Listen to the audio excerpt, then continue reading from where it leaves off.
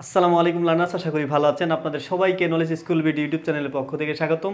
আজকের এই ভিডিওতে আপনাদের সঙ্গে আলোচনা করব কিভাবে একটি ধারা গঠন করতে হয়। গুণোত্তর ধারা এবং সমান্তর ধারার ক্ষেত্রে একই নিয়মে ধারা গঠন করতে হয়।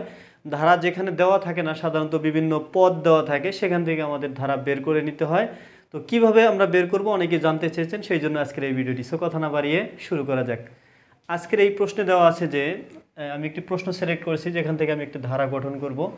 যে একটি গুণোত্তর ধারার পঞ্চম পদ √2√3/9 এবং দশম পদ 8√2/81, তাহলে ধারাটি গঠন করো। তো এই প্রশ্নে ছিল যে তৃতীয় পদ কত। তো তৃতীয় পদ মাত্র একটি পদ বের করতে বলছিল, আমি এখানে অনেকগুলো পদ বের করে দেখাবো।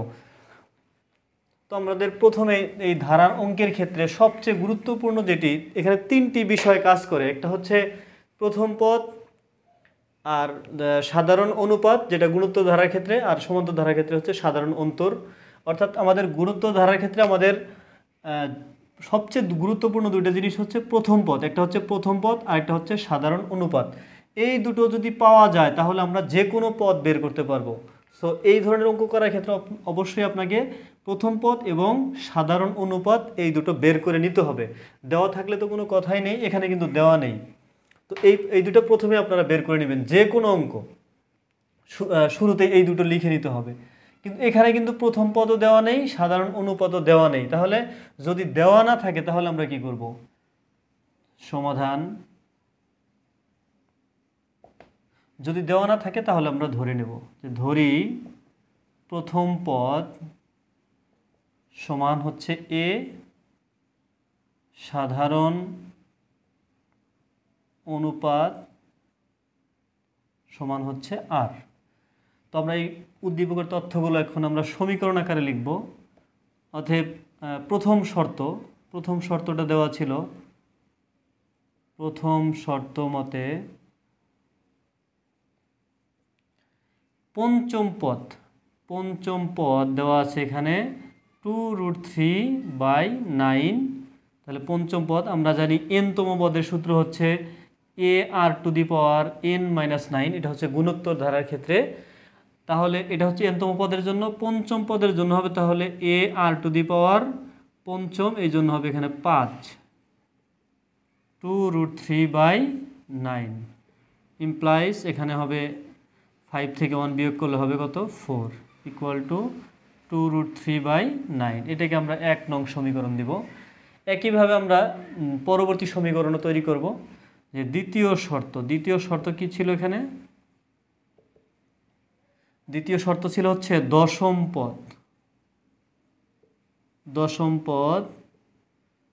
8√2/81। আমরা একইভাবে দশম পদের সূত্র ফেলব। তার মানে এখানে হবে 10 - 1, ar⁻10 - 1 আগেরটার মতোই 8√2/81 ইমপ্লাইজ আমরা এবার লিখতে পারি ar⁻10 - 1, অর্থাৎ এটা হবে হচ্ছে 9, ডান পাশে হচ্ছে 8√2/81। তো আমরা এটাকে আমরা 81 হচ্ছে নিচে, এটাকে আমরা 2 নং সমীকরণ দেব।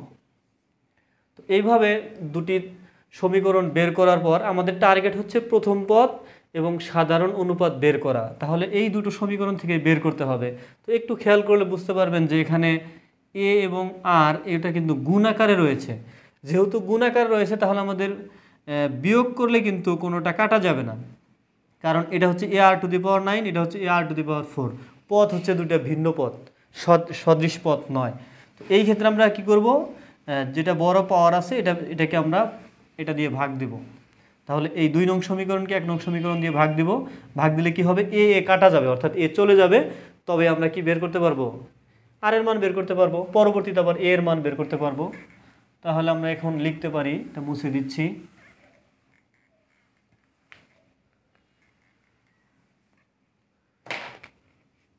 2/1 করে পাই।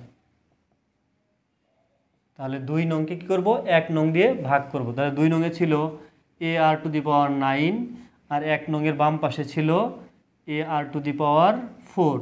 আমরা যখন সমীকরণে ভাগ করব তখন বাম পাশেরটা দিয়ে ভাগ করব, আর ডান পাশে যা ছিল ডান পাশেরটা আমরা 2কে ভাগ করেছিলাম, তাহলে 2টা আগে লিখব, 8√2/81 ভাগ হচ্ছে 1 নং সমীকরণে যেটা ডান পাশে রয়েছে 2√3/9।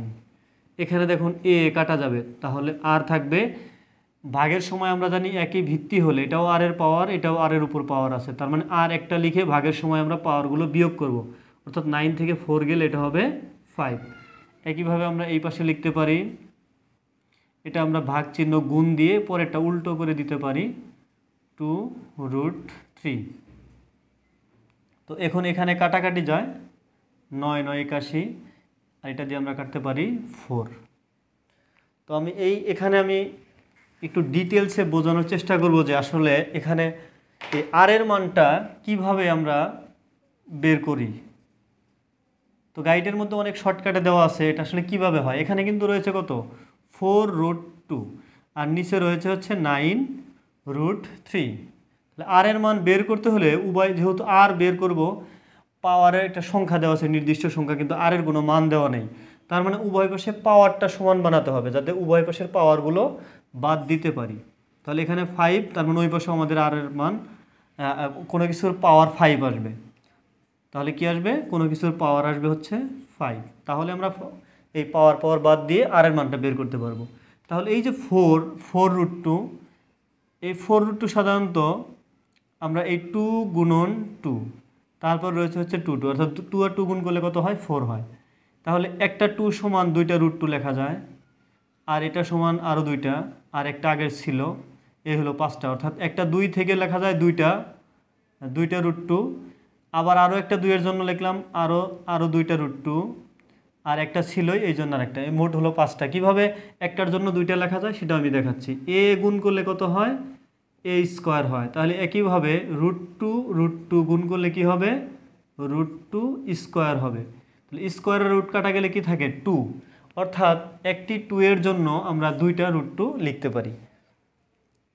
তার মানে এখন দেখুন এখানে এই 4√2 জন্য আমরা 5টি রুট লিখতে পারি, তার মানে 5টি √2কে আমরা একটি √2 দিয়ে কি করতে পারি, পাওয়ার 5 দিতে পারি, কারণ পাওয়ার 5 দ্বারাই বোঝায় এখানে 5টা √2 আছে, তার মানে আমাদের উপরে হয়েছে √2। একইভাবে আমরা এই 9√3কে এইভাবেই ক্যালকুলেশন করে লিখতে পারি, 9√3, এটাকে ভাঙবো হচ্ছে 3 গুণন 3, তারপর হচ্ছে √3, তাহলে এটার জন্য 2টা, এটার জন্য 2টা, হলো 4টা, আর এই হলো 5টা, অর্থাৎ আমরা এই কারণেই √3 লিখে পাওয়ার 5 দিতে পারি।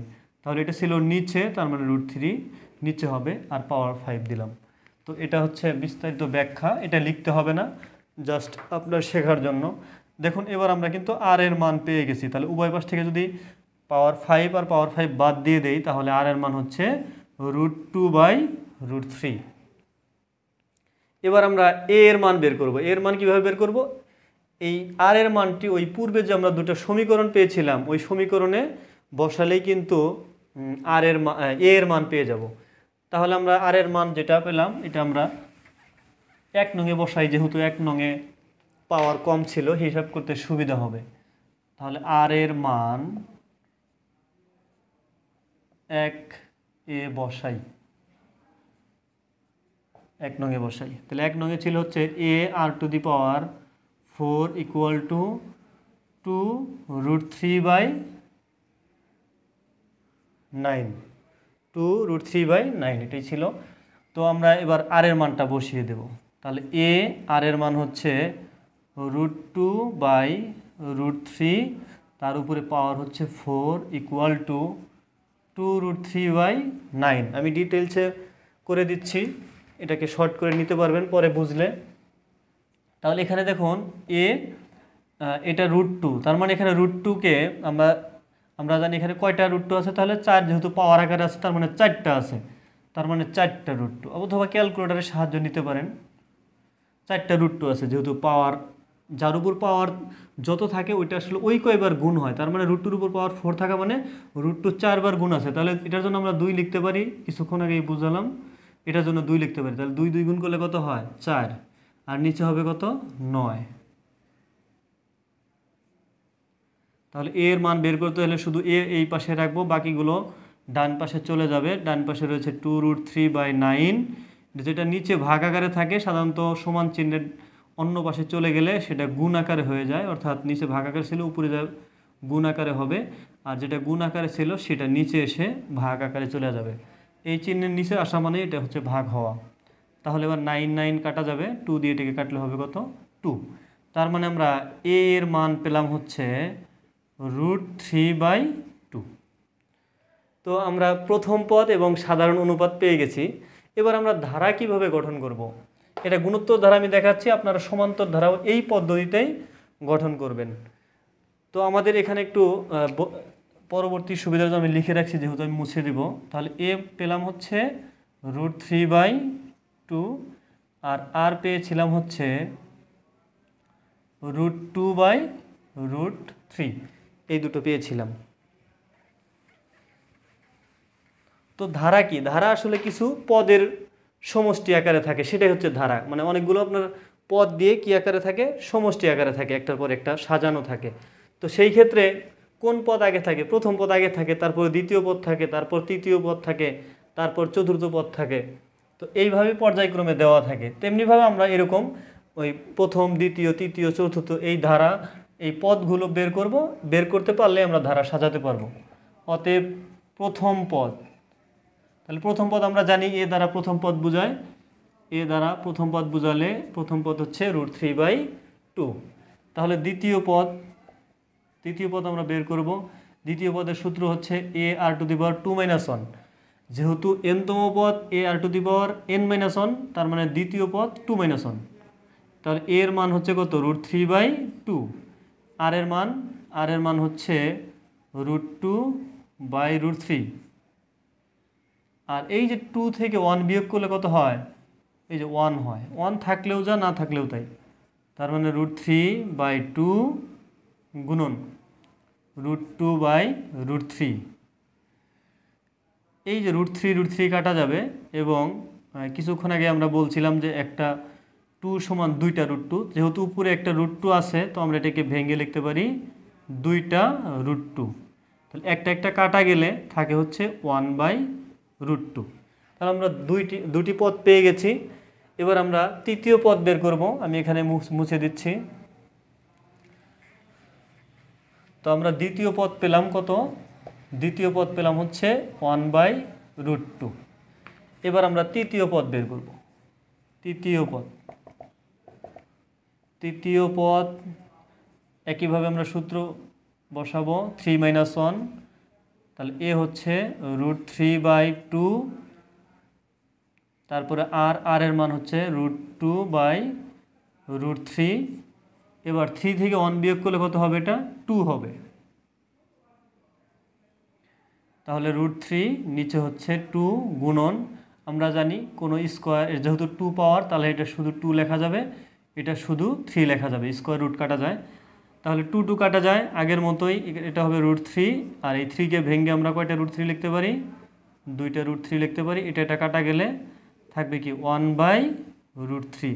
তাহলে 3টি পদ কিন্তু আমরা পেয়েছি। তো আমরা এবার ধারাটি লিখে দিতে পারি যে অতএব নির্ণীয়